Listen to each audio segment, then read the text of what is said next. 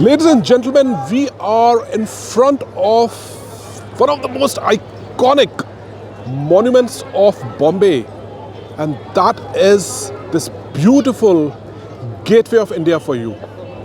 Lots of excitement over here. There are birds flying around, there are people who have come over here as tourists, and there's excitement in the air. And why not? Because it is such an iconic monument.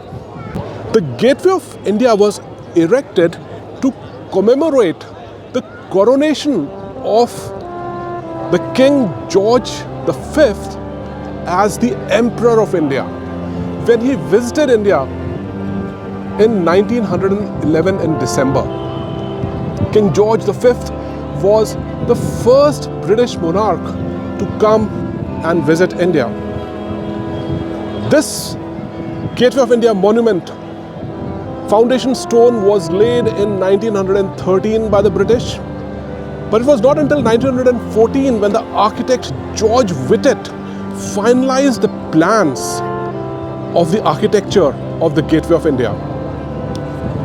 And it took another 10 years before it could get finally complete. So it was completed in 1924, and then it was thrown open to public. The Gateway of India, on one side, is having the backdrop of the Arabian Sea, and on the other side it overlooks this magnificent Taj Palace Hotel. Sends shudders down our spine, doesn't it? Remembering what had happened over here a few years ago during the attacks. But surprising as it is, when you juxtapose this beautiful Taj Palace Hotel and this wonderful monument, the Gateway of India, you'd be surprised to know that the Taj Palace Hotel was actually built in 1903. So therefore, it's actually an older monument than this beautiful Gateway of India. But the Gateway of India became a symbolic monument to welcome, during the colonial times, the important personnel of the government of the British Empire. So you can argue that it's a relic of the past, of our colonial past, of which we may not be so proud. However, remember that back in 1948, on the 28th of February, the final set of British troops were the ones who also left symbolically through this gateway. So this Gateway of India has entrance on both the sides. You come to India, you got to leave it.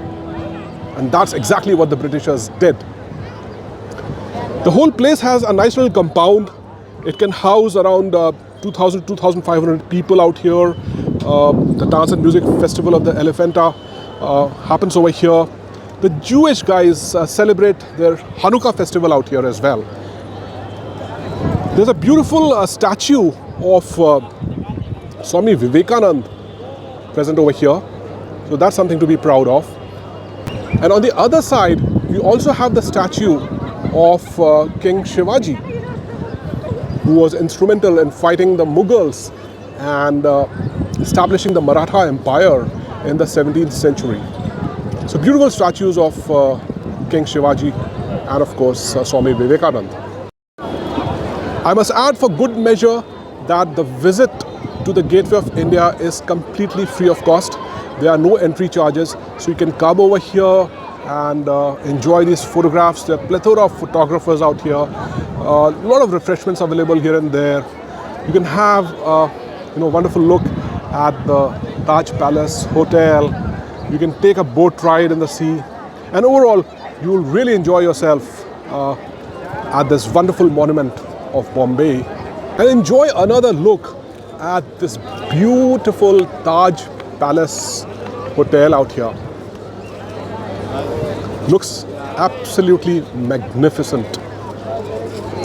There is sea out here, along with the various ferries, and then we have the Gateway of India itself. Magical scene, I must say. In fact, there are 5 jetties out here, I heard, from where the boats go to various places. One jetty is dedicated to the Bhabha Atomic Research Center to reach there.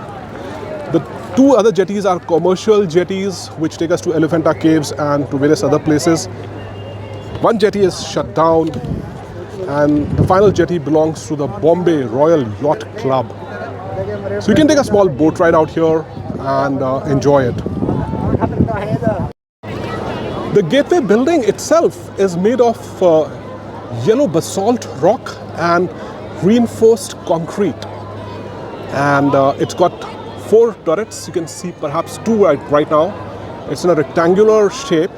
And the whole architecture is really Indo-Islamic architecture, although it was designed by the architect, Scottish architect George Whitted. So he borrowed the Indo-Islamic concepts along with the Gujarati style of architecture. And that's why when you look at this monument, you do get reminded of the likes of Taj Mahal and Jama Masjid and so forth. Inside, the windows of this gateway also have some kind of a jalidar pattern, and that's very intricately carved as well. And that's where the Gujarati architecture comes into play. So overall, a wonderful monument which we still have, and it's of course owned now by the Archaeological Survey of India.